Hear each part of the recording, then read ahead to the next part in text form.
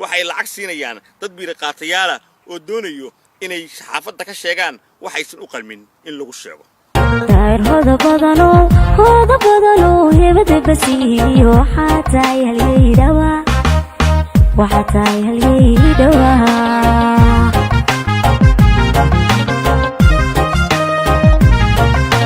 داير هذا بدنو هبة بسيه وحتى يهلي دوا وحتى يهلي دوا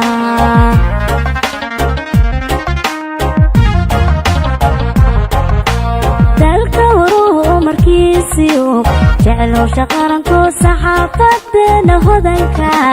هدنكا وهالجما هذه جيد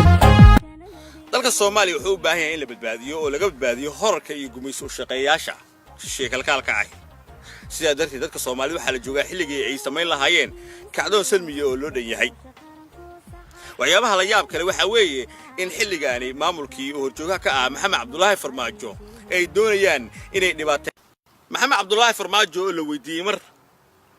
سابتك وقصبيسي إن عبد الكريم الشيخ موسوودي وجميسي إثيوبيا وحاول عذار كره هذه يا مؤويري وقاعدينكم ولي قد يالديبي وياب وقاعدينكم يسين تصوماريات وقاعدينكم يسين أهين تحقوق له وقاعدينكم يسين أهين بني آدم سيديبوا مدحوينين الشجرة ياهي والشجرة يولي بقارك الصوماليين مثله أما الصوماليين ومثله ووديه كرا وقاعدينكم ولي قد إثيوبيا كلو ديبي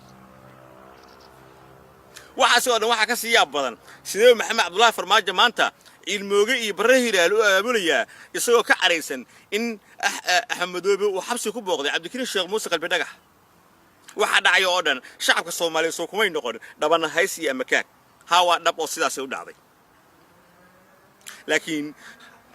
dawladii loo haweynaa laga hanjab lagu hungo oo qof kasta oo Soomaaliya maanta waxa uu leeyahay kuwaani waxay noqdeen kooxda qiyaano qaran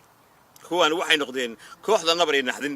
laakiin sida muuqata wali waxay lacag siinayaan dad biiraqaatayaala oo doonayo inay saxaafadda ka sheegaan waxaysan u qalmin in lagu sheego داير هذا بدنو هبة بسيه وحتى يهلي دوا وحتى يهلي دوا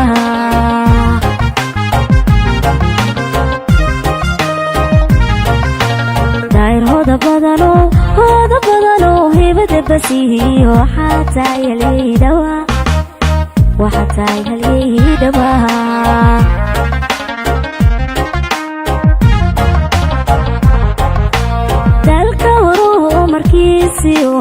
جعلوا شقرنكو صحافتنا هدنكا وهالجما هذه جيد dalka Soomaaliya wuxuu u baahan yahay in la badbaadiyo oo laga badbaadiyo horarka iyo gumayso shaqeeyaasha sheekalkaalka ah sida darteed dadka Soomaalidu waxa la joogaa xilligii ay sameyn lahaayeen kacdoon salmiye oo loo dhan yahay waxyaabaha la yaab kale waxa weeye in xilligaani maamulkii oo horjoogaha ka ah Maxamed Cabdullaahi Farmaajo ay doonayaan inay dhibaateeyaan oo ay burburiyaan maamuladii Galmudug iyo Jubbaland sababta kaliya ee madaxweynaha Jubbaland loo heestay Axmedoobe waxay tahay booqashadii uu xabsiga ku booqday halyeeyga Soomaaliyeed ee sida xaqdarrada ah loogu dhiibay gumaysiga Itoobiya Cabdikariin Sheekh Muuse xafidullah oo loo yaqaano Cabdikariin qalbi dhagax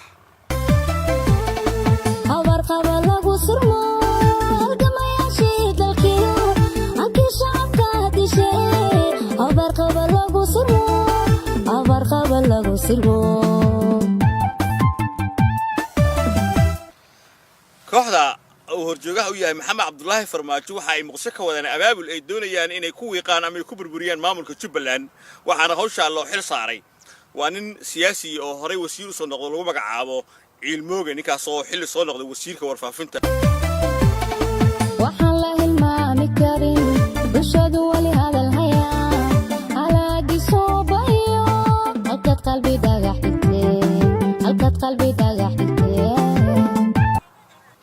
sidoo kale kooxda oo horjoogaha u yahay Maxamed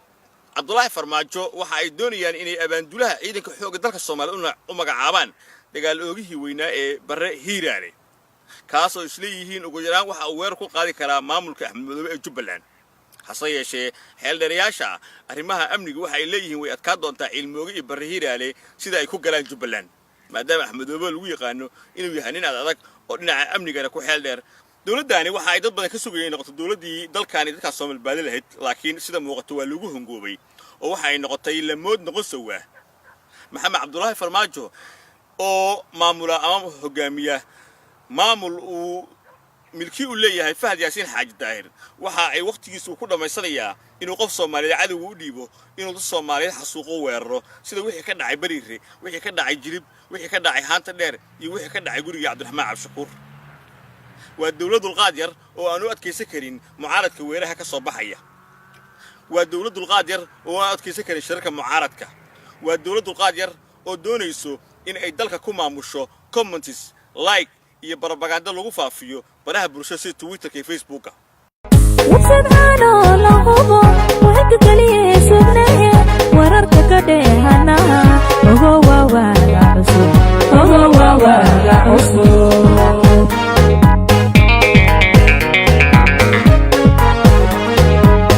وسبحانه لغبو وحد كليه سبناه وررك كدهنا وهو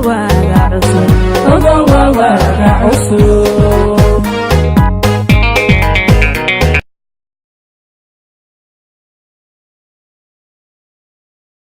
محمد عبد الله فرماجو لو ويدي مر sababta ku qasbaysay in Cabdikariin Sheekh Muuse uu dhiibay gumaysiga Itoobiya waxa uu cudurdaar ka raadiyay ama uu yiri ogaadeenka wiligood ayaa dhiibay waayaaba ogaadeenku miisaan dad Soomaaliyeed ogaadeenku miisaan ahayn dad xaquuq leh ogaadeenku miisaan ahayn bini aadam sidee buu madaxweyneni sheeganayahay oo sheeganay in waliba qaranka Soomaaliyeed matalo ama dadka Soomaaliyeed uu matalo oo uu dhihi karaa ogaadeenka wiligood ayaa Itoobiyaanka loo dhiibay waxa soo dhan waxa ka siyaab badan sidee Maxamed Cabdullaahi Farmaajo maanta ilmooga iyo barre hiraal oo aabulaya isagoo ka careysan in Axmedoobe uu xabsi ku booqday Cabdikariin Sheekh Muuse qalbi dhagax waxa dhacay oo dhan shacabka Soomaaliyeed soo kumay noqon dhabana hays iyo amakaan hawa dhab oo sidaas u dhacday laakiin dawladdii loo haweynaa laga hanjab lagu hungo oo qof kasta oo Soomaaliya maanta waxa uu leeyahay kuwaani waxay noqdeen kooxda qiyaano qaran kuwaani waxay noqdeen kooxda nabar iyo naxdin laakiin sida muuqato wali waxay lacag siinayaan dad biir qaatayaala oo doonayo inay saxaafadda ka sheegaan waxaysan u qalmin in lagu sheego داير هذا بدنو هبد بسيو حتى يلي دوا وحتى يلي دوا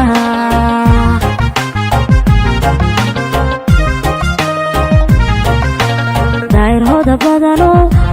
بدنو هبد بسيو حتى يلي دوا وحتى يلي دوا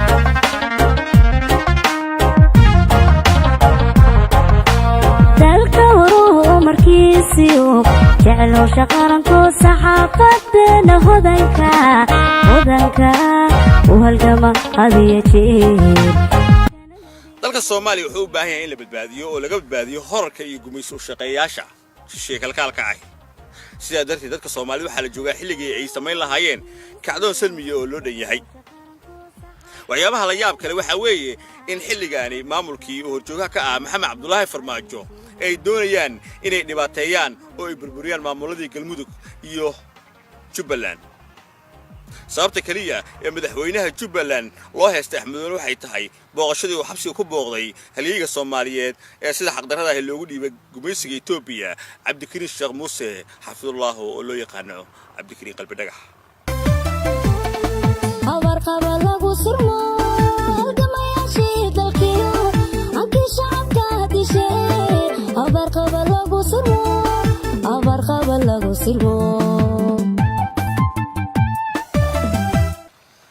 kooxda uu horjoogaha u yahay Maxamed Cabdullaahi Farmaajo waxa ay muqsho ka wadaan abaabul ay doonayaan inay ku wiiqaan ama ay ku burburiyaan maamulka Jubbaland waxaana hawsha loo xil saaray waa nin siyaasi oo hore wasiir u soo noqday lagu magacaabo ilmooga ninkaas oo xilli soo noqday wasiirka warfaafinta waxaan la hilmaami karin bulshadu wali hadal hayaa alaagi soo bayo halkad qalbi dhagax dhigtee sidoo kale kooxda uu horjoogaha u yahay Maxamed Cabdullaahi Farmaajo waxa ay doonayaan inay abaandulaha ciidanka xoogga dalka Soomaaliyeed u magacaabaan dagaal oogihii weynaa ee Barre Hiiraale kaasoo isleeyihiin ugu yaraan waxa uu weerar ku qaadi karaa maamulka Axmedoobe ee Jubbaland hase yeeshee xeeldheerayaasha arrimaha amniga waxa ay leeyihiin way adkaa doontaa cilmooga iyo barri hiiraale sida ay ku galaan Jubbaland maadaama Axmed Madoobe lagu yaqaano inuu yahay nin adag oo dhinaca amnigana ku xeel dheer dawladdaani waxa ay dad badan ka sugayeen noqoto dawladdii dalkaani dadka Soomaali baadi lahayd laakiin sida muuqato waa lagu hongoobay oo waxa ay noqotay lamood noqon sawaa Maxamed Cabdullaahi Farmaajo oo maamula ama hogaamiya maamul uu milkii u leeyahay Fahad Yaasiin Xaaji Daahir waxa ay waqtigiisu ku dhameysanayaa inuu qof Soomaaliyeed cadow u dhiibo inuu dad Soomaaliyeed xasuuqo weeraro sida wixii ka dhacay Bariire wixii ka dhacay Jilib wixii ka dhacay Haanta Dheer iyo wixii ka dhacay guriga Cabdiraxmaan Cabshakuur waa dawladul qaadiyar oo aanu adkeysan karin mucaaradka weeraha ka soo baxaya waa dawladul qaadiyar oo aanu adkeysan karin shirarka mucaaradka waa dawladul qaadiyar oo doonayso in ay dalka ku maamusho comments like iyo propaganda lagu faafiyo baraha bulshada sida Twitter iyo Facebook وسبحانه لغضب وهك كليه سبناه وررك كدهنا